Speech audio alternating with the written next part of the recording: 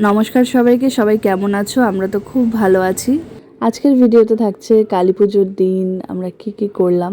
প্রথমেই তো সন্ধে সন্ধে পড়তেই একেবারে মোমবাতি জ্বালিয়ে বাড়িটাকে খুব সুন্দর করে সাজিয়ে নিয়েছি। দু একটা কালী পটকা ফাটিয়ে আমরা রেডি হয়ে নিলাম তাড়াতাড়ি করে, কারণ পুজো দিতে যেতে হবে।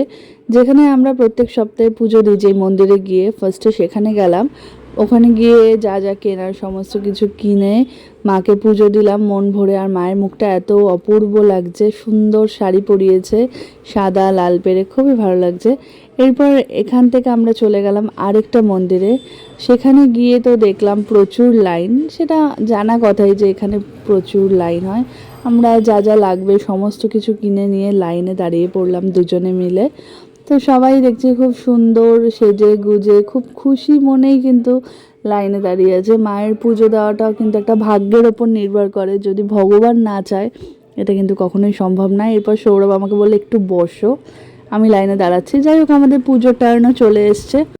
এখানে প্রথমে মায়ের সমস্ত জিনিস নিয়ে নেওয়া হয়, নিয়ে নাম গোত্র উৎসর্গ করে তারপরে একদম সামনে থেকে দেখা যায়।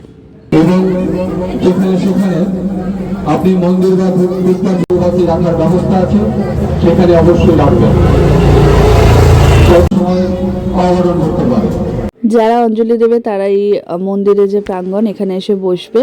আর সাথে সাথে মাকে খুব সুন্দর করে মালা পরানো হচ্ছে। মায়ের মুখটা আমি একদম সামনে থেকে দেখাচ্ছি। তো আমাদের পুজো দেওয়া তো হয়ে গেছে। এরপর আমরা দুজনকে একটু তিলক পরিয়ে নিলাম।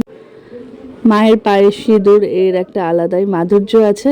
তো এই যে আমরা দুজন, তারপরে আরেকবার তোমাদের সাথে মায়ের মুখটা দেখাচ্ছি, খুবই ভালো লাগছে। আর মন একদম শান্ত লাগে যখন মন ভরে পুজো দেওয়া যায়।